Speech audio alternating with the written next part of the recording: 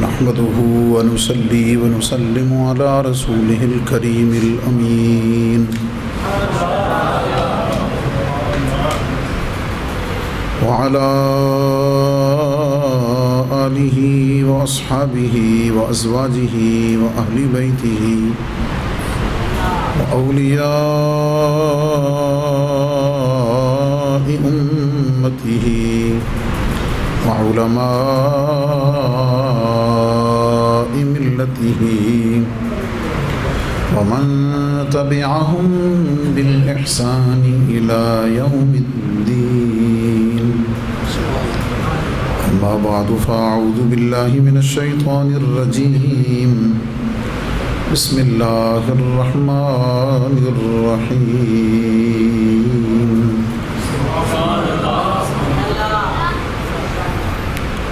ولا تقولوا لمن يقتل في سبيل الله أموات بل أحياء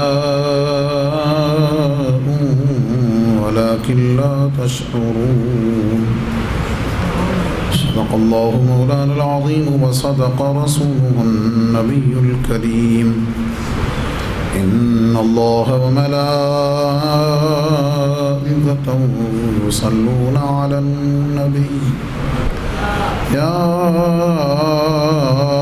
أيها الذين آمنوا صلوا عليه وسلموا تسليما.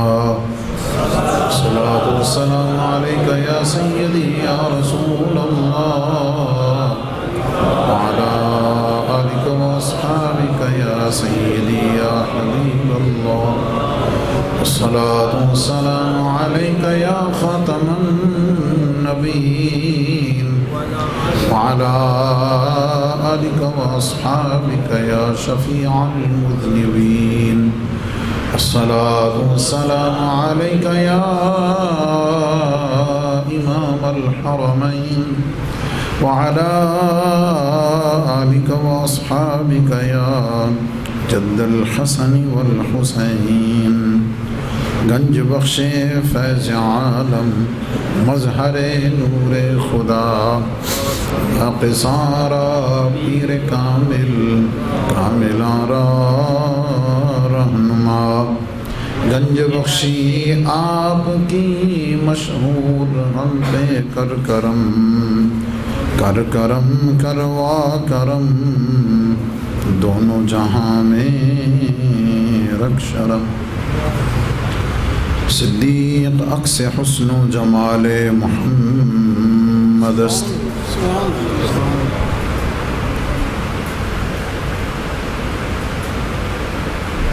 تاخیر تو ضرور ہو گئی ہے لیکن میں تھوڑے وقت میں بات زیادہ کروں گا انشاءاللہ. صدیق عکس حسن و جمال محمد است. فاروق ذل جاہ و جلال محمد است. عثمان ضیائے شمع کمال محمد است. حیدر بہار باغ خصال محمد است. اسلام ما اطاعت خلفاء راشدین. اسلام ما اطاعت خلفاء راشدین.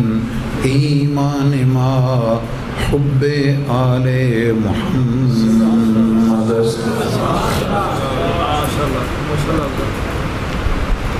معزز و محتشم جملہ سامعین و حاضرین، بزرگوں، دوستوں، عزیزان ذی قدر، علماء ذوی الاحتشام اور پیکر محبت و اخلاص حضرت علامہ مولانا قاری محمد نذیر چشتی صاحب زیدہ مجدو اور اس مسجد کے تمام نمازی حضرات اور خاص طور پر مسجد کی انتظامیہ کے تمام احباب، سب کی خدمت میں السلام علیکم. سب سے پہلے میں آپ حضرات کو اس بات کی مبارکباد پیش کرتا ہوں کہ اللہ تعالیٰ نے آپ کو حضرت قاری صاحب جیسا خطیب اور امام عطا فرمایا. گاڑی جتنی بھی اچھی ہو، جتنی قیمتی ہو، اناڑی ڈرائیور کے ہاتھ میں آ جائے تو پتہ ہے نا کیا حشر ہوتا ہے. گاڑی جتنی بھی اچھی ہو، اگر ڈرائیور اناڑی ہو تو کیا حشر کرتا ہے؟ تو یاد رکھیں اس کانسیپٹ کو اور اس تصور کو ذرا درست کریں. ہمارے ہاں اس کی کمی ہے. مسجد کا حسن در و دیوار سے بھی ہے، میں یہ نہیں کہتا کہ نہیں ہے. مسجد کا حسن اور خوبصورتی در و دیوار سے بھی ہے، لیکن اصل اس کا حسن منبر و محراب سے.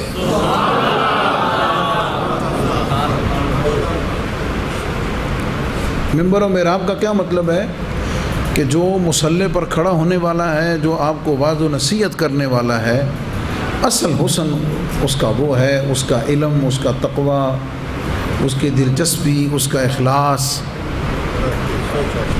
اصل چیز وہ ہے. سمجھ آ گئی؟ ہم نے اپنے بچے کو اسکول پڑھانا ہو نا تو ہم پوری تحقیق تفتیش کرتے ہیں کہ نہیں کرتے؟ کیا پوچھتے ہیں بھئی؟ پتہ کرو بلڈنگ کیسی ہے، اساتذہ کیسے ہیں، ٹیچرز کیسے ہیں، سلیبس کیسا ہے، اس اسکول کی ریپوٹیشن کیسی ہے، اس سلیبس اس اسکول کا رزلٹ کیسا آتا ہے اسٹوڈنٹس کا، فیسیں کتنی ہیں، یہ سارا چیک کر کے داخل کراتے ہیں نا.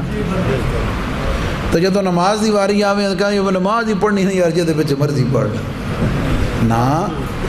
آپ ایک خالی حافظ کے پیچھے پڑھیں گے فضیلت اور ہے، حافظ کے ساتھ قاری ہوگا تو فضیلت اور ہے، ساتھ عالم ہو جائے گا، باعمل ہو جائے گا تو اس نماز کی فضیلت آپ کو اور ملے گی. یہ فرق یاد رکھیں. بات سمجھ گئے؟ اور ویسے میں نے چلتے چلتے کہہ دیا کہ ہم فیس چیک کرتے ہیں. ہمارا تو یہ اب صورت حال بن گئی ہے کہ ہم اسی سے اندازہ لگا لیتے ہیں کہ اس اسکول کی فیس زیادہ ہے، اس کا مطلب ہے کہ پڑھائی بھی اچھی ہوگی، ہے یا نہیں؟ اور سوکھی گل سمجھا دے وہاں، اے ڈاکٹر دی فیس زیادہ، یہ دا مطلب ڈاکٹر چنگا ہے یا نہیں؟ کیا مطلب؟ وقت گزرنے کے ساتھ ہم نے چیزوں کی جو ویلیو ہے، ان کی جو اہمیت ہے، ہم نے اس کو اس کی قیمت کے ذریعے سمجھنا شروع کر دیا ہے کہ اگر چیز کی قیمت زیادہ ہے اس کا مطلب ہے کہ وہ چیز ٹھیک ہے یا نہیں؟ کہنا کیا چاہتا ہوں، یہی معیار اور یہی سوچ، یہی سٹینڈرڈ علماء اپنے امام اور خطیب کی خدمت کے لیے بھی کر لیں. بات سمجھ گئے؟ جب آپ اس کو درست کریں گے نا تو یہ بھی آپ کو بتا دوں کہ اس کا بدل اور اس کا جو پے بیک ہے، اس کا جو ریوارڈ ہے، اس کی جو واپسی ہے، وہ خود آپ کو ملے گی، ہے یا نہیں؟ کوئی آئندہ رکھو گے تو ہم نماز لے ڈھونڈنا پونا ہوا، یار پتہ کرو امام صاحب کتنے گئے ہیں. کیا خیال ہے؟ مخلص ہوگا تو وہ 5 منٹ پہلے مصلی پہ بیٹھا ہوگا، وہ آپ کو درس دے گا، وہ قرآن و سنت کی تعلیم دے گا، وہ آپ کے بچوں کو دینی تعلیم دینے کے لیے دلچسپی لے گا. تو اس سے بڑھ کر آپ کو اور کیا چاہیے بھائی؟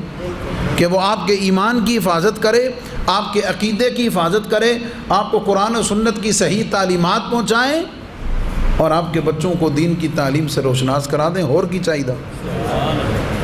اس لیے آپ حضرات خوش نصیب ہیں، اور یہ ماشاءاللہ جہاں بھی جاتے ہیں اللہ تعالیٰ نے ان کو صلاحیتیں دی ہیں. اور یہ بہت سارے ساتھی ہمارے بزرگ جو میں نے اشتہار میں دیکھا ہے، تواڈے پورے محلے جو کو بندہ ٹل نہ لوے نا، وہ مولوی صاحب نے بلا لئیے کون ہو سی ہو سکتا سال تو انہوں نے نمبر ڈھونڈ دیں، اللہ بجائے وہ نمبر کی میں لبنا. کیا خیال ہے جو حالات ہیں؟ لیکن یہ حضرت کا اپنا ایک علماء سے پیار ہے، ان کا علماء سے اپنا تعلق ہے، خدمت کا، محبت کا، رابطے کا.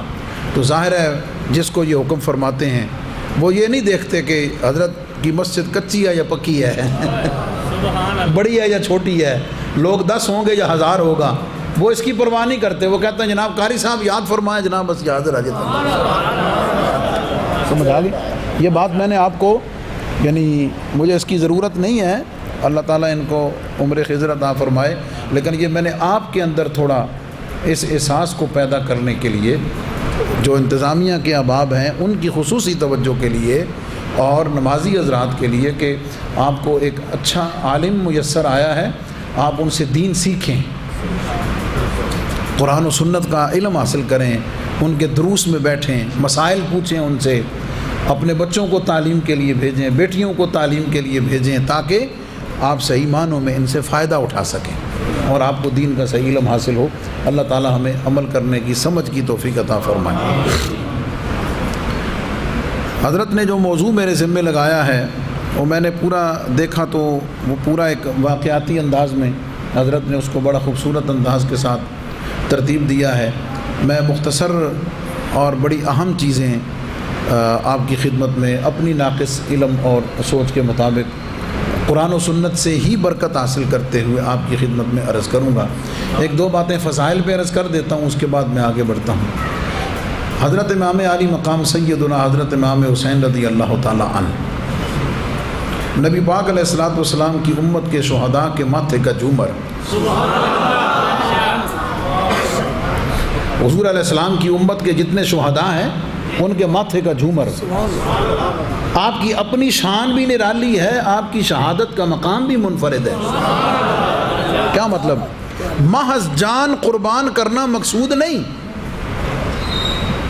اللہ کے راستے میں محض جان قربان کرنا ہی کافی نہیں، دیکھنا یہ پڑتا ہے، سوچنا یہ پڑتا ہے کہ کس شہید نے کس کیفیت میں، کس حالت میں اور کتنے ظلم و تشدد کے ماحول میں اپنی جان کا نذرانہ پیش کیا ہے۔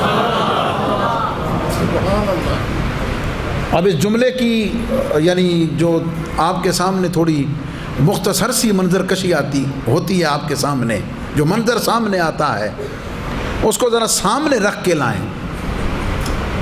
روئے زمین پر ایک بڑی فکر انگیز بات میں آپ کو کرنے لگا ہوں اپنے محبت والے انداز میں، اور یہ نذرانہ محبت ہے شہدائے کربلا کی خدمت میں اور سیدنا امام علی مقام کی خدمت میں۔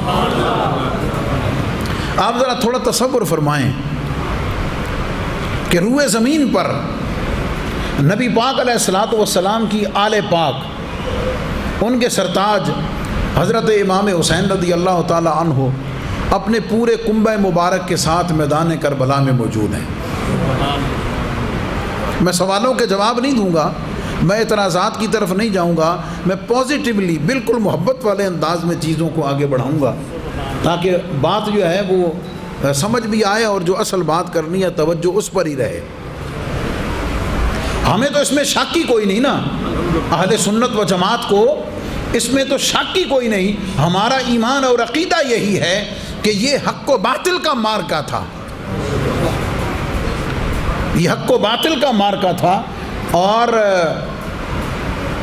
اس میں امام علی مقام نے حضرت امام حسین رضی اللہ تعالی عنہ نے جس منفرد انداز کے ساتھ اس پورے ماحول میں اس دین کو بچانے کے لیے، اس دین کی حفاظت کے لیے، اس دین کے قیام کے لیے اپنا اور اپنے 72 ساتھیوں کا نذرانہ جان قربان کر دیا، جس دین کو اترتے ہوئے حسین نے آنکھوں سے دیکھا،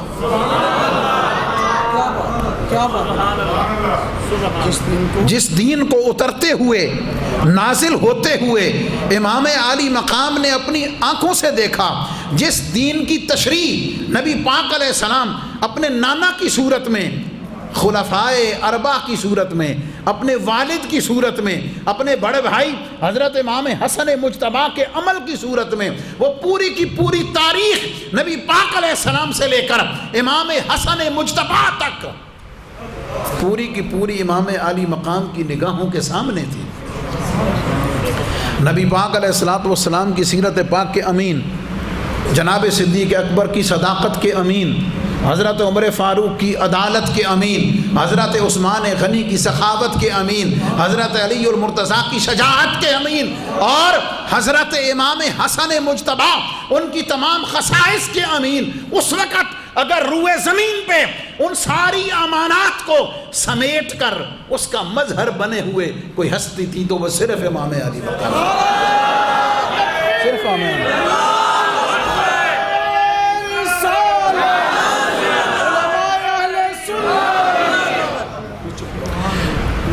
خواجہ خواجگاں معین بے کساں حضرت خواجہ معین الدین چشتی اجمیری نے جو نذرانہ محبت پیش کیا، سمجھ، شاہ است حسین، یہ عقیدہ اہل سنت کی ترجمانی ہے، اور قیامت تک کے لیے خارجیت کی جڑوں کو اکھیڑنے کے لیے میرے خواجہ کا یہ رباعی کافی ہے۔ منا شاہ است حسین، بادشاہ است حسین، دین است حسین۔ اچھا ٹائم تھوڑا جا جے تسی میں نہ رال پاؤ گے تو انشاءاللہ ذکر حسین ہو۔ اے کئیاں لوگاں ٹھیکہ چک لیا شاید اسی زیادہ امام حسین دے نا، اے گل نہیں، ہم یہ ہمارا ٹائٹل ہے، اصل تو ٹائٹل ہمارا ہے، اصل تو پہچان ہماری ہے، بات سمجھ گئے؟ یہ فرمایا دین است حسین، واہ، دین است حسین، دین پناہ است حسین، اور سرداد نداد دست در دست یزید، حقا کے بنا لا الہ است حسین۔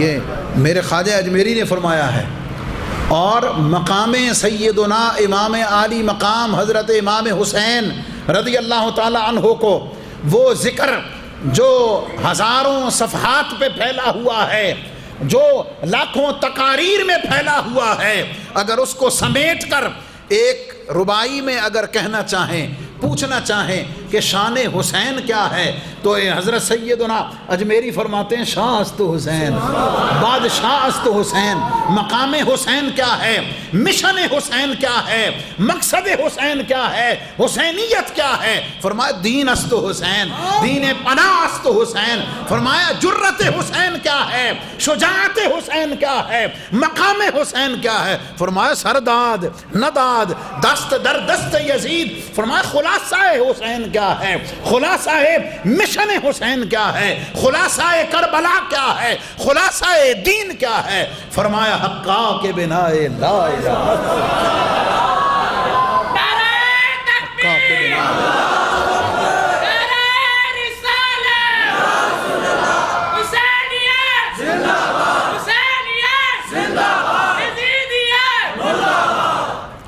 تین چیزیں بیان فرمائی، ویسے تو ڈھیر ساری ہیں جو میں عرض کرنا چاہتا ہوں، اس پر تین ٹائٹل دیے، فرمایا حسین دین، میرے ساتھ ہیں، حسین دین، دین واہ واہ واہ واہ، کیا بات، حسین دین اور دین حسین، کیا مطلب، کیا مطلب؟ اگر تم نے دین اسلام کو دیکھنا ہے کہ دین کیا ہے واہ تو حسین کو دیکھو، اگر تم نے یہ دیکھنا ہے کہ دین کی تشریح کیا ہے تو حسین کو دیکھو، اور اگر تم نے یہ دیکھنا ہے کہ دین کدھر ہے، میں آگے ابھی بتاتا ہوں آپ کو کہ میں کہنا کیا چاہتا ہوں، اگر تم نے یہ دیکھنا ہے کہ دین کدھر ہے، اور کیا خوبصورت نہ فرمایا، جب روئے زمین پر، جب روئے زمین پر دین کو پناہ کعبے میں نہ ملی، یہ میرا جرأت مندانہ جملہ ہے اور میں بڑے ہوش سے کہہ رہا ہوں، جب دین کو پناہ کعبے میں بھی نہ ملی، مدینے میں بھی نہ ملی، دین کو پناہ اس وقت کربلا میں حسین کے ساتھ، کیوں جدھر حسین دین ادھر، میں اس منظر میں بات کر رہا ہوں، میں اس ماحول میں بات کر رہا ہوں، ان حالات میں بات کر رہا ہوں، اسپیسیفکلی یاد رہے، اس وقت اگر روئے زمین پر کوئی مظہر دین ہے تو حسین ہے، کوئی منظر دین ہے تو حسین ہے، کوئی پناہ دین ہے تو حسین ہے، کوئی نشان دین ہے تو حسین ہے، کوئی پہچان دین ہے تو حسین ہے۔ میں دلیل سے بات کرتا ہوں، اپنے ناقص علم کے مطابق، سمجھ آ جائے تو سبحان اللہ، نہ آئے تو مجھے معاف کیجئے گا، ہم اس در سے فیض یاب ہیں کہ جتھے آ بابا اسی تے چپ کر میرے علی اسی آکڑا رہا جو نہیں آگے بابا اسی تے معافی منگنا والے جو بابا توبہ کرنا والے وہ غلط گل ہو گئی جناب معافی چاہنا ہے جناب کوئی بات سنیں آپ ذرا تصور کریں میدان کربلا کا ایک لمحے کے لیے تصور فرمائیں اور اس واقعہ کا دردناک پہلو ہی یہی ہے المناک پہلو ہی یہی ہے جو میں عرض کرنے لگا ہوں بڑی ہمت و جرت کے ساتھ بھئی سوچنے کی بات ہے ذرا کربلا کے اس میدان کا تصور کریں آپ کا کیا خیال ہے میں آپ سے سوال کرتا ہوں جب نماز کا وقت ہوتا ہوگا تو آپ کا کیا خیال ہے یزید کے لشکر میں اذان نہیں ہوتی ہوگی کبھی آپ نے توجہ نہیں فرمائی ہوگی یزید کے لشکر میں اذان نہیں ہوتی ہوگی بولو نا کیوں نہیں اللہ معاف کرے ادھر بھی کلمہ گو ہی تھے نا اذان ہوتی ہوگی نہیں ہوتی ہوگی تو جدو اذان ہوتی ہونی جماعت بھی ہوتی اسی کوئی نہ اور ڈردے کیوں ہو جماعت ہوتی ہوگی نہیں ہوتی ہوگی تو قرآن بھی دعاواں بھی ہو سکتا تہجد بھی پڑھا جاتا ہو یہ غلط کہہ رہے ہیں بڑی معذرت سارا اچھا یار عجب بات ہے اذان یزید کے لشکر میں بھی ہے اذان امام کے خیمے میں بھی ہے جماعت یزید کے لشکر میں بھی ہے جماعت حسین کے خیمے میں بھی ہے قیام ادھر بھی ہے قیام ادھر بھی ہے رکوع ادھر بھی ہے رکوع ادھر وہ کیوں کرتے سجدہ اللہ نہیں کرتے انہیں اللہ کی کرتے تھے نا یار عبادت اللہ کی کرتے ہوں گے نا وہ بھی سجدہ اللہ کو کر رہے ہیں جو قرآن اسے دی تلاوت کر دیں دعاواں بھی اسی رب کو مانگ دیں صدقے جاؤں امام علی مقام تیرے مقام قربان جاؤں تو نے قیامت تک تو نے لکیر کھینچ دی عقیدہ کلیئر کر دیا مسلک کلیئر کر دیا مذہب کلیئر کر دیا کیا کلیئر کر دیا فرمایا اگر تہن شک پہ جاوے نا اگر تہن شک پہ جاوے یار ان کلمہ ادھر بھی تے کلمہ ادھر بھی اذان ادھر بھی ہے یار تسی حیران ہو گئے میں کو کسی اور جان دی گا سمجھ آئی کوئی نہ یار کہیں بھی اگر تم کنفیوز ہو جاؤ تمہیں سمجھ نہ آئے کہ یار اذان ادھر بھی اذان ادھر بھی کلمہ ادھر بھی کلمہ ادھر بھی جماعت ادھر بھی جماعت ادھر بھی قرآن ادھر بھی قرآن ادھر بھی رکوع ادھر بھی رکوع ادھر بھی سجدہ ادھر بھی سجدہ ادھر بھی قرآن ادھر بھی قرآن ادھر بھی تمہیں سمجھ نہ آئے کہ حق کدھر ہے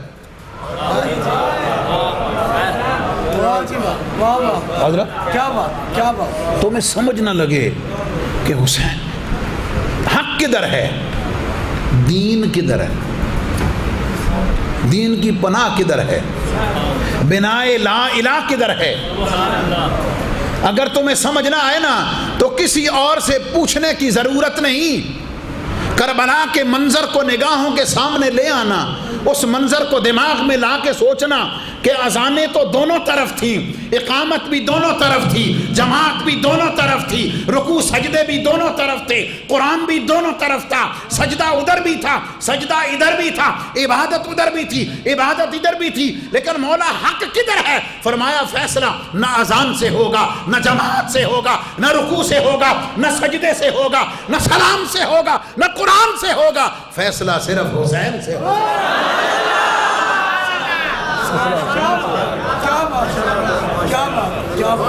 فیصلہ صرف حسین سے ہوگا کیا چیک کر لو حسین کدھر ہے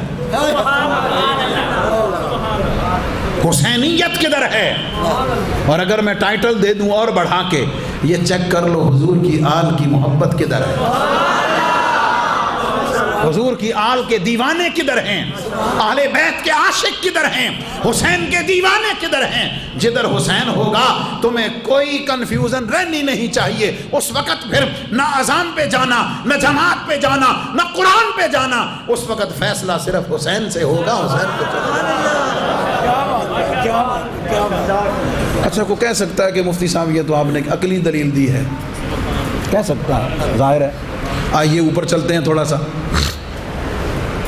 نبی کریم رؤوف الرحیم صلی اللہ علیہ وسلم نے فرمایا الحسین منی و انا من الحسین. میرے اس موقف پر دلیل ہے, نص سے دلیل ہے کہ میں حسین سے ہوں, حسین مجھ سے ہے. میں حسین سے ہوں, حسین مجھ سے ہے. اچھا بڑی سادی سی بات ہے, حسین مجھ سے ہے, یہ تو کلیئر ہے, یہ تو کلیئر ہے نا. لیکن میں حسین سے ہوں, لاجیکلی تو سمجھ میں نہیں آتا کہ یار یہ کیا مقصد ہے کہ میں حسین سے ہوں.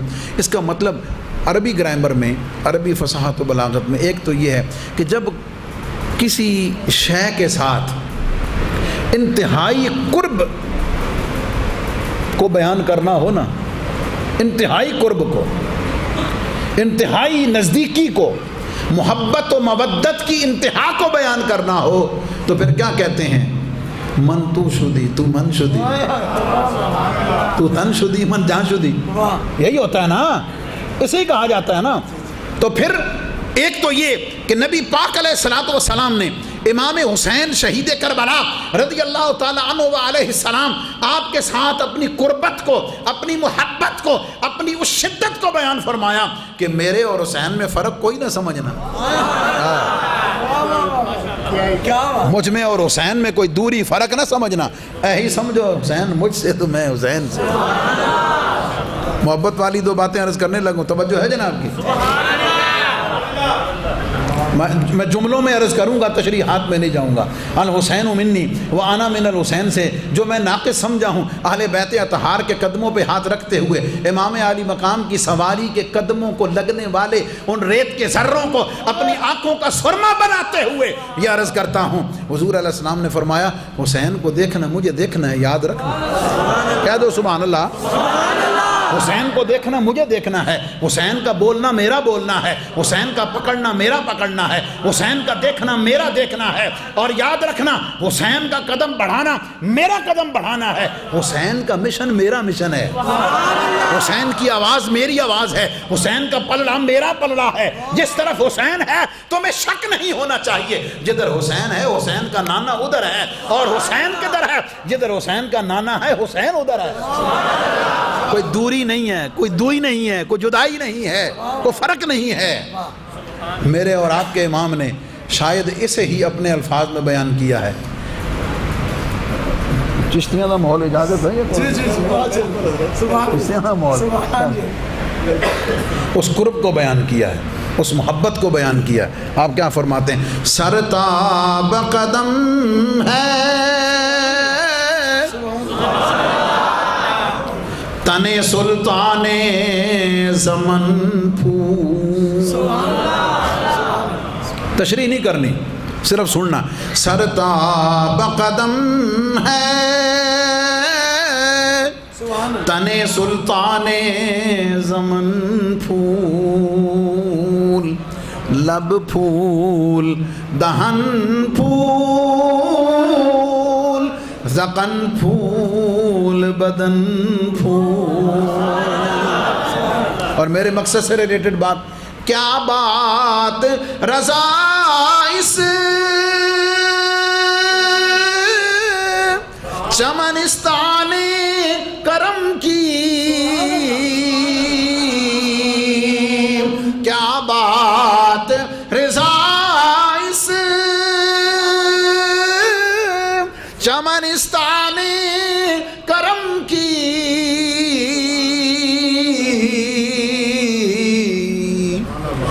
زہرا ہے کلی جس میں حسین و حسن پھول.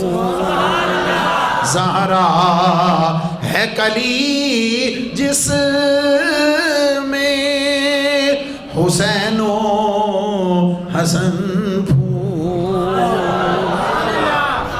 اس میں تعلق مصطفیٰ, نسبت مصطفیٰ, فیض مصطفیٰ, توجہ مصطفیٰ کی ایک عجب تشریح اور تعبیر ہے جس کی طرف ابھی عرض کرنا مناسب نہیں. واپس پلٹے. خواجہ اجمیری نے فرمایا دین است حسین, دین پناہ است حسین, سرداد نداد دست در دست یزید, حقا کے بنا لا الہ اصل حسین، میں نے دلیل الحسین منی و انا من الحسین، اس قرب کو بیان کیا ہے، اس نزدیکی کو بیان کیا ہے، اس محبت کی انتہا کو بیان کیا ہے، اور اس کی ایک تعبیر جو ہے نا، اس کی ایک تعبیر بڑی روحانی اور بڑی نفیس حضور سیدی داتا گنج بخش شریف ویلی رحمۃ اللہ علیہ نے بھی بیان کی ہے۔ کیا بات، روایت تو معروف ہے صحیح بخاری مسلم کی، حضرت عمر رضی اللہ تعالیٰ عنہ آپ فرماتے ہیں کہ میں حضور علیہ السلام کی خدمت میں گھر میں حاضر ہوا تو نبی پاک علیہ السلام جو ہیں آپ چار شانے سبحان اللہ محبت کے انداز میں، امام علی مقام حضرت امام حسین نبی پاک علیہ السلام کے کندھوں پہ سوار ہیں، ہے یا نہیں؟ اور جو دادا صاحب رحمۃ اللہ علیہ نے اس میں ذکر کیا کہ ایک سرخ رنگ کا دھاگا، سرخ رنگ کا دھاگا نبی پاک علیہ السلام نے اپنے منہ مبارک میں ڈالا ہوا تھا، اور اس دھاگے کا دوسرا کنارہ امام حسین نے پکڑا ہوا۔ کیا بات، اس پر تشریح حضور دادا صاحب نے نہیں فرمائی، سکوت فرمایا، لیکن اشارہ فرمایا کہ اس کے اوپر اور کئی باتیں ہیں۔ اچھا، ایک تو معروف بات ہے شان امام علی مقام میں، شان امام علی مقام میں حضرت عمر رضی اللہ تعالیٰ عنہ نے مخاطب کر کے فرمایا ہے حسین کیا خوب سواری ہے، کتنا کچھ نصیب ہے تو نبی پاک علیہ السلام نے فرمایا کہ یہ تو فضیلت تو میری بیان کر رہا ہے نا، لیکن ذرا دیکھ تو صحیح سوار کیسا ہے۔ توجہ کو فرمایا سواری تو لاجواب ہے ہی صحیح، یہ بھی دیکھ کے سوار کیسا ہے۔ سمجھ آ گئی؟ اس دھاگے پر ایک بات عرض کرنی ہے، لیکن ایک عقیدے کی بات بڑی مضبوط سی، حضور فیض عالم کی بارگاہ کا لنگر عرض کرتے ہوئے آپ کا فیض، توجہ ہے جناب؟ سبحان اللہ۔ اگر حضرت امام علی مقام نبی پاک علیہ السلام کے کندھے پر سواری کریں ناز و نیاز سے سواری کریں، امام حسین کی شان بڑھتی ہے یا نہیں بڑھتی؟ سبحان اللہ۔ جی جی، حضور نے خود بیان فرمائی نا، نبی پاک علیہ السلام نے حضرت عمر کو یہ فرما کر کہ سوار تو دیکھ، سوار بھی کتنا حسین ہے، حضور نے فضیلت کی طرف خود اشارہ فرمایا نا، اشارہ۔ کسی کو شک ہے حضرت امام علی مقام سید الشہداء حضرت امام حسین علیہ السلام رضی اللہ تعالیٰ عنہ آپ کی شان کو بیان کرنا ہو تو یہ حدیث ہر سٹیج پر بیان کی جاتی ہے کہ مقام حسین دیکھو، مقام امام علی مقام دیکھو، مقام حسین دیکھو، شان حسین دیکھو، حسین وہ ہے کہ جو نبی علیہ السلام کے کندھے پہ سواری کرتے ہیں،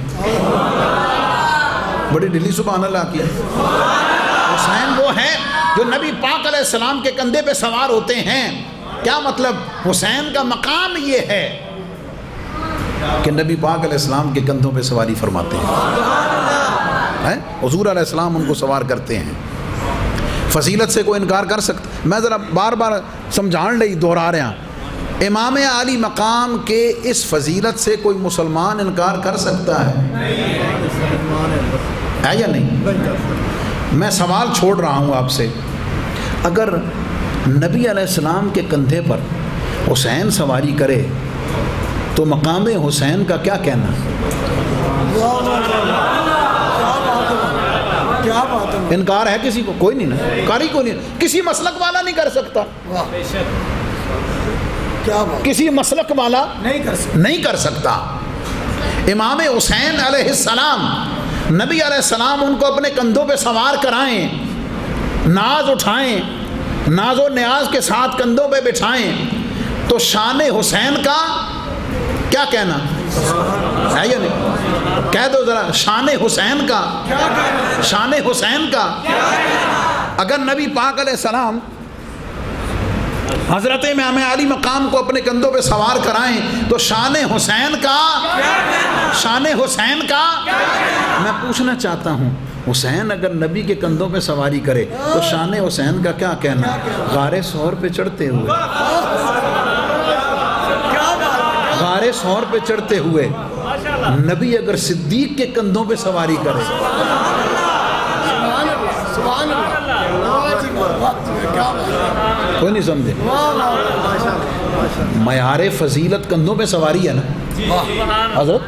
واہ جو علت ہے فضیلت کی، علت فضیلت سوار ہونا ہے، واہ علت فضیلت سوار ہونا ہے نا، کندھوں پہ سواری کرنا. کہ نبی علیہ السلام کے کندھوں پہ سواری کریں تو شان کا کیا کہنا ہے؟ شان بڑھتی ہے، شان بڑھتی ہے. یار حسین علیہ السلام، نبی پاک علیہ السلام آپ کے کندھوں پہ سواری کریں، شان حسین سے کوئی انکار نہیں کرتا. ادھر دیکھیں، ادھر کندھا مصطفیٰ کا ہے، سوار حسین ہے، اور ادھر کندھا صدیق کا ہے، سوار مصطفیٰ ہے. بڑا لطیف مصطفیٰ کیا بات ہر معیار یہی ہے. اچھا اس کو سمجھانے کے لیے میں اچھا تھوڑی اور گال کر دینا، سمجھ آ گئی؟ ہو سکتا ہے یہ ابھی پورے طریقے سے نہ کھلا ہے. جی جی ایران سے نا نام لینا ضرورت بھی نہیں، بات سمجھانا مقصود ہے. ایران سے ایک مبلغ آئے بہت بڑے، اور وہ نور جہاں کے کہنے پہ بلائے گئے اس دور میں. اور جب وہاں سے آیا نا جناب ان کا، انہوں نے کہا بھئی لاہور نہیں، پہلے لاہور آنا ہے، دلی نہیں جانا، کیونکہ دلی میں بڑے بڑے اہل علم نقطہ دان بیٹھے ہوئے ہیں، لاہور درویش رہن دین تو انہوں قابو کرنا ذرا سوکھا.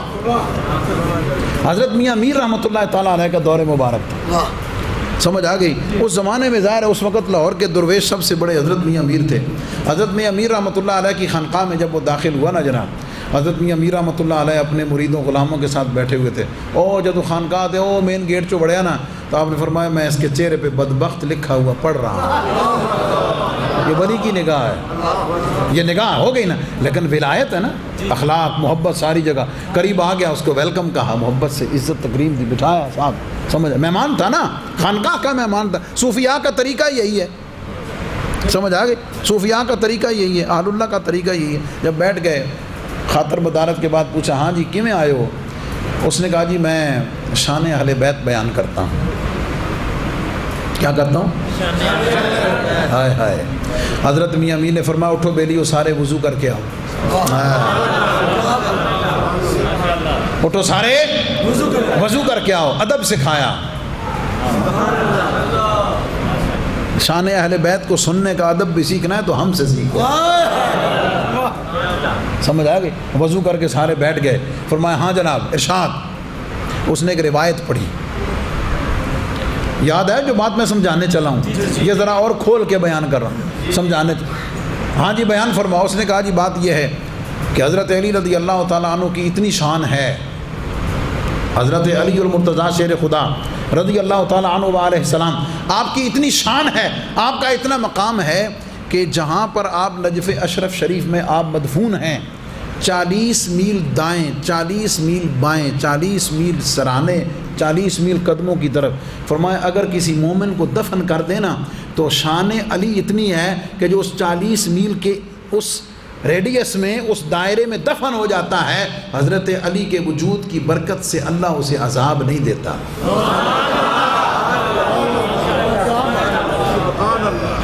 ظاہر ہے محب اہل بیت تھے. فرمایا ذرا ایک باری پھر سنا. یہ روایت ایک دفعہ پھر سنا. اس نے اور جھوم کے پڑھی اور جھوم کر سنائی کہ شان علی یہ ہے کہ 40 میل چاروں طرف کوئی مومن دفن ہو جائے، جسد علی اور مرتضیٰ، وجود علی اور مرتضیٰ کی برکت اتنی ہے کہ جو اس 40 میل کے ریڈیس میں اس دائرے کے اندر دفن ہو اللہ اسے عذاب نہیں دیتا. سبحان اللہ. یہ تو دوسری باری سنائی نا. فرمایا ایک باری پھر سنا، ایک باری پھر سنا. اس تیسری باری پھر پڑھی کہ شان علی المرتضیٰ یہ ہے کہ 40 میل کے اندر جو مومن دفن ہو، جسد علی المرتضیٰ کی برکت یہ ہے کہ اللہ اسے عذاب نہیں دیتا. حضرت میاں میر رحمت اللہ علیہ نے اس کا ہاتھ پکڑ کے فرمایا ذرا میں نے یہ دس، اگر وجود علی کی یہ برکت ہے،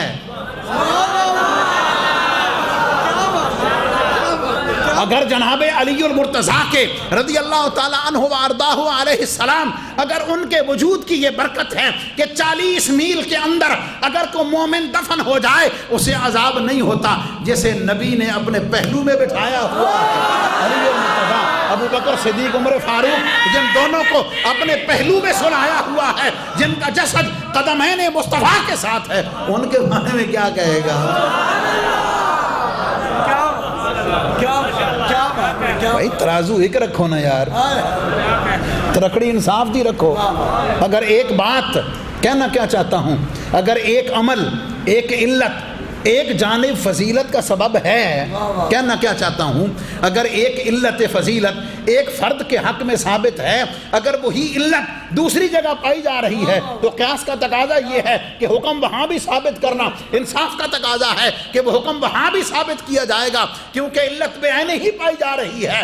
علمی انداز میں بات کرنے کے بعد سادہ جملہ یہ ہے کہ اگر نبی پاک علیہ السلام کے کندھوں پہ سواری کرنے سے امام عالی مقام کی شان بڑھتی ہے، یقیناً بڑھتی ہے، ہمارا ایمان ہے۔ اگر صدیق کے کندھوں پہ مصطفیٰ سواری کرے تو ان کی اب میں لطیف بات ہے، میں اس میں جرت نہیں کر سکتا، میرا علم، میری سوچ ناقص ہے، میں اس پہ بات کرنے کی جسارت نہیں کر سکتا، میں بالکل جرت نہیں کر سکتا کہ نبی کو اٹھانا، ہاں نبی پاک علیہ السلام کو اپنے کندھوں پہ اٹھانا یہ شان صدیق اکبر ہی ہو سکتی ہے، کسی اور کے نہیں ہو سکتی۔ ہاں ایڈا سوکھا کام نہیں، بات سمجھ گئے؟ اس کے لیے کیا کیا چاہیے سمجھ آ گئی؟ علماء تشریف فرما ہیں۔ ایک دفعہ نبی پاک علیہ السلام کے ایک صحابی فرماتے ہیں حضور علیہ السلام نے میرے زانوں پہ سر مبارک رکھا ہوا تھا تو وہی اترنا شروع ہو گئی، اسی حالت میں فرماتے ہیں کہ مجھے ایسے لگا جیسے احد پہاڑ کسی نے میرے ران پہ رکھ دیا۔ کیا بات! جس وجود کے اندر، جس وجود میں موجود قلب مصطفیٰ کی شان کیا ہے! وَإِنَّهُ لَتَنزِيلُ رَبِّ الْعَالَمِينَ نَزَلَ بِهِ الرُّوحُ الْأَمِينُ عَلَىٰ قَلْبِكَ۔ سبحان اللہ، سبحان اللہ، کیا بات! وجود مصطفیٰ میں موجود قلب مصطفیٰ کی شان یہ ہے کہ وہاں قرآن کا نزول ہوتا ہے۔ وجود مصطفیٰ کا تو کہنا ہے کیا ہے، یہ شان صدیق کی ہے۔ ہمت صدیق کو لاکھوں سلام، ہمت صدیق کو لاکھوں سلام۔ کیا خیال ہے؟ ہمت صدیق، جرت صدیق کو لاکھوں سلام، سبحان اللہ۔ اور ہم خوش نصیب ہیں کہ ہمارے ایمان میں، ہمارے یقین میں، ہمارے عرفان میں حضور کا ہر صحابی، حضور کے آل کا ہر فرد ہمارے ایمان کے مرکز اور اس ایمان کے محور میں سجا ہوا۔ ختم، چپ کر مہر علی۔ جب ذکر آ گیا کہ ان کی نسبت مصطفیٰ سے ہے، بس ختم، ہم اس پہ کوئی کلام نہیں کرنا چاہتے۔ واپس پلٹیں، یہ میں نے کیا کہا، دین است حسین، سمجھ آ گئی؟ تو کربلا کس لیے گئے؟ حسین کو پتہ تھا علیہ السلام، کربلا اس لیے گئے، حضرت امام علی مقام کو پتہ تھا اس وقت روئے زمین پر مرکز دین میں حسین ہوں۔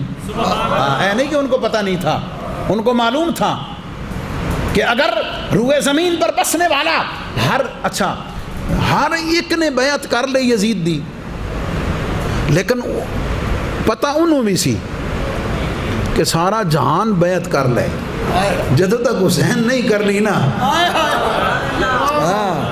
پتہ اس کو بھی تھا کہ حسین کی شان کیا ہے، حسین کی بیعت کا مقام کیا ہے، اس لیے اس کو پتہ تھا میری بیعت اس وقت تک مستند ہو سکتی ہی نہیں،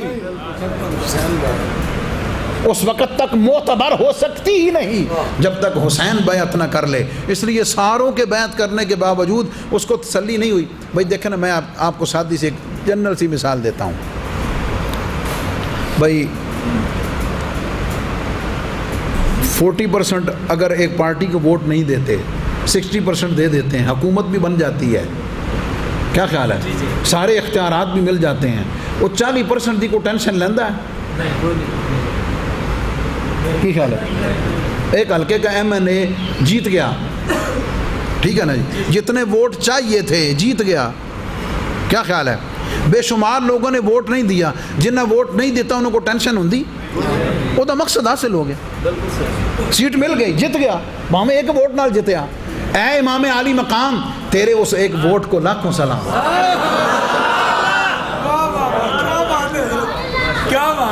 تیرے اس ایک ووٹ کو لاکھوں سلام کہ دیکھنے میں وہ ایک ووٹ تھا, دیکھنے میں وہ ایک رائے تھی, لیکن روئے زمین پر بسنے والی ہر مومن کی رائے سے بھاری تھی.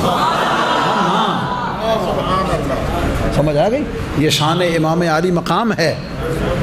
یہ امام عالی مقام کی اس رائے, امام جدھر ہے پتہ چل گیا نا, پھر قیامت تک فیصلہ ہوگا. فرمایا نہ, اگر امام نے ہاتھ نہیں دیتا تو جا پھر جو مرضی کر لے, حکومت کر بھی لے, بظاہر تو جیت بھی لے, لیکن حکمران بھی تو نہیں ہے.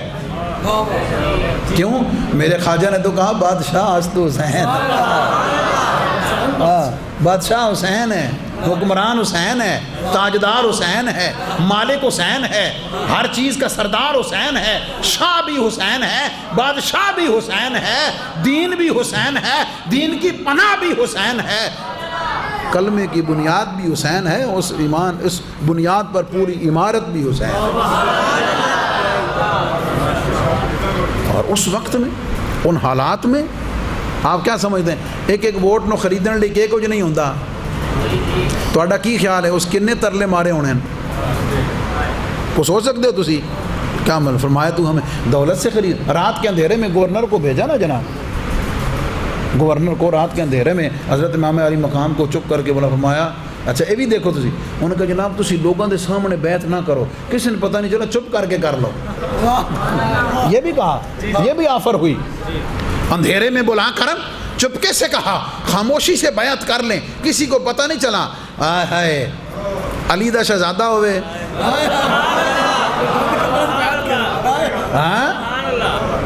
شہزادہ علی کا ہو, بھائی حسن کا ہو, نواسہ نبی کا ہو, جگر گوشہ فاطمہ کا ہو, نبی کے گھر میں پلنے والا ان ساری امانات کا امین واحد ہو. فرمایا نا, جملہ پتہ کی فرمایا, وہ جا ساڑھے جے راتاں چھپ کے بیعت نہیں کر دے ہوں دے, ہم جیسے راتوں کو چھپ کے بیعت نہیں کیا کرتے, چل جا. کون سا حربہ ہے جو استعمال نہیں ہوا, لیکن امام نے جسے حق نہیں نہ سمجھا, سرداد کنبہ بھی قربان ہے, بچے بھی قربان, ہر شہر نہ. یہ سر کٹ تو سکتا ہے, جھک نہیں سکتا. یہ سر کٹ تو سکتا ہے, جھک نہیں سکتا. یہ سر کٹ تو سکتا ہے, حسین بک نہیں سکتا. یہ حسینیت ہے. سمجھ آئے؟ اس پوری ان تمام اقدار کو قائم کرنے کے لیے, ان تمام ویلیوز کی حفاظت کرنے کے لیے, اور اس میں ایک نئی روح پھونکنے کے لیے. آپ سوچ نہیں سکتے جب یہ واقعہ ہوا تو پھر اس کے بعد امت مسلمہ میں بیداری کیسے پیدا ہوئی, ان کے اندر پھر جرت کیسے پیدا ہوئی, ان کے اندر بیداری کی لہر کیسے پیدا ہوئی. امام عالی مقام نے یہی ان کا مقصد تھا, یہی ان کا ٹارگٹ تھا. فرمایا میں تو جا رہا ہوں, لیکن اپنے نبی کے دین کو اپنے خون کے ساتھ زندہ کر کے جا رہا ہوں. اس گلشن کو, اپنے اس گلشن کو اپنی اور اپنی آل کے خون کے ساتھ سیراب کر کے جا رہا ہوں. اور تمہارے ماتھوں پر اے یزیدیو, ماتھے پر لعنت کا, رسوائی کا, ملامت کا ایسا دھبا لگا کے جا رہا ہوں, قیامت تک وہ کبھی تمہارے چہروں سے دھل نہیں سکے گا.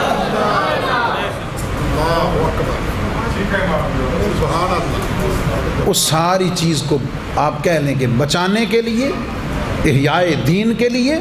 کیوں؟ پتہ تھا کہ دین بھی میں ہوں اور اب دین کی پناہ بھی میں ہی ہوں, دین کے احیاء بھی مجھ سے ہے. سمجھ آ گئی؟ اس وقت ان ساری چیزوں کو زندہ کرنے کے لیے امام علی مقام نے یہ رستہ اختیار فرمایا. اور اللہ اکبر, ہم تو اس میں کوئی دوسری رائے رکھتے ہی نہیں, کوئی دوسری رائے نہ ایمان میں رکھتے ہیں, نہ عقیدے میں رکھتے ہیں, نہ کہیں تحریر میں, نہ تقریر میں, نہ سوچوں میں, نہ کہیں خیالات میں, اس بات پر کہ حضرت خواجہ اجمیری نے جو فیصلہ فرما دیا نبی پاک علیہ السلام. اچھا یار, اچھا ایک اور بات آپ کی محبت کی نظر کرتا ہوں. شہادت, بہت سارے شہداء ایسے ہیں کہ جو میدان میں اترے تو تمنا ضرور تھی کہ شہادت ملے, تمنا ضرور تھی کہ شہادت ملے, آرزو اسی لیے گئے لیکن ساری زندگی جہاد کرتے رہے، شہادت کا درجہ نہیں ملا۔ حضرت خالد بن ولید رضی اللہ عنہ، حضرت امام علی مقام کی عجب شان ہے، پیدا ہوتے ہی سبحان اللہ، سبحان اللہ، پیدا ہوتے ہی کیا لطیف نکتہ ہے مولانا۔ نبی پاک علیہ السلام کو بھی پتہ چل گیا، اور حضور علیہ السلام نے حضرت علی کو بھی بتا دیا، حضرت فاطمہ کو بھی بتا دیا۔ میں ایک باپ کی حیثیت سے آپ سے ایک عرض کرنے لگا ہوں، آپ ذرا تصور کیجئے گا، کیا حضرت علی المرتضیٰ اور جناب سیدہ فاطمہ الزہرا سلام اللہ علیہا، ان سے بڑھ کر کسی کو حضور کے ارشاد پہ یقین ہو سکتا ہے؟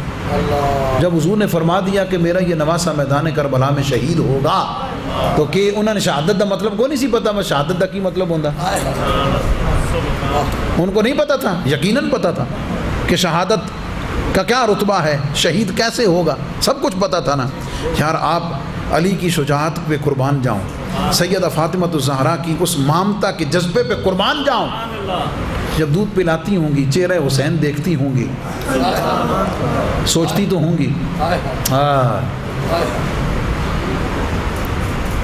لاکھوں سلام علی تیرے گھرانے کو، لاکھوں سلام علی تیرے گھرانے کو، تو نے شہید پال کر دیا زمانے کو، اپنے ہاتھوں سے پالا، اپنے ہاتھوں سے پروان چڑھایا۔ کہندے جدوں پتہ سی تو پھر دعا کر دیں دے۔ آخری بات عرض کر کے اجازت ہے، میں اگر پتہ سی تو دعا کر دیں دے، سوال ہے یا نہیں؟ ادھر کہتے ہو کہ نبی علیہ السلام کے دعا فرمانے سے سب کچھ ہو جاتا ہے، تو پھر حضور علیہ السلام نے اس کے ٹلنے کے لیے دعا کیوں نہیں کی؟ چلو نبی پاک علیہ السلام نے نہیں فرمائی، خود امام حضرت علی المرتضیٰ کا اپنا مقام تھوڑا وہ کر دیتے، سیدہ کائنات سیدہ فاطمہ الزہرا فرما دیتی، اچھا اور نہ صحیح جناب امام حسن مجتبیٰ بھائی کے لیے کر دیتے، چلو اور نہ صحیح کسی لمحے پہ آ کر حضرت امام حسین خود ہی کر دیتے۔ کہیں نہیں ملتا شہادت کی خبر اطلاع یقینی کے باوجود کسی نے ٹلنے کی دعا کی، یہ ہے جرت، یہ ہے جرت۔ کیوں نہیں کی؟ سوچنے کی بات ہے نا، اس لیے نہیں کہ دعا سے ہوتا کچھ نہیں، لطیف سی بات ہے اگر سمجھ میں آ جائے۔ اس لیے ٹلنے کی دعا نہیں کی کہ جب بدر میں ضرورت پڑی تو نبی پاک علیہ الصلوۃ والسلام انصار و مہاجرین کو لے کر اترے میدان میں، ہے یا نہیں؟ اپنے جو صحابہ ہیں، اہل بیت کے افراد، سب کو لے کر میدان میں اترے، سب کو شہید کرایا، شہادت کی فضیلتیں بیان فرمائیں، ان کے درجات بلند فرمائیں۔ میدان احد میں ضرورت پڑی، پھر لے کے اترے، یرموک میں ضرورت پڑی، وہاں لے کے تبوک میں ضرورت پڑی، وہاں لے کر اترے، حنین میں ضرورت پڑی، وہاں لے کر، خندق میں ضرورت پڑی، وہاں لے کے، ہر جگہ جہاں ضرورت پڑی انصار و مہاجرین کے بچے جوان لے کر حضور ساتھ لے کر قربان کروائے۔ تو جب اپنی دیواری آئی کوئی نہیں سمجھے، کوئی نہیں سمجھے، اپنی پوری اعلان نبوت کی زندگی میں 10-12 سال جب بھی جہاد کی ضرورت پڑی، شہادت کی ضرورت پڑی، نبی پاک علیہ السلام نے شہادت کے فضائل بھی بیان فرمائے، شہداء کی برکتیں بھی بیان فرمائیں، ان کے لیے حوصلہ افزائی کے کلمات بھی فرمائے، قرآن میں ان کے لیے آیات اتری۔ اعتراض کرنے والوں نے کہنا تھا لو بھائی باقیاں دے قربان کران دی واری آئی تے جناب فضیلتاں بیان کر دے رہے، جدوں اپنے پتر دی واری آئی تے ٹلن دی دعا کیتی۔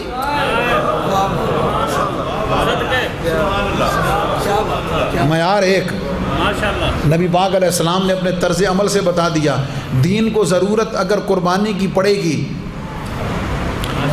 اگر شہادت کی ضرورت پڑے گی تو سیدنا حمزہ بھی قربان ہوں گے۔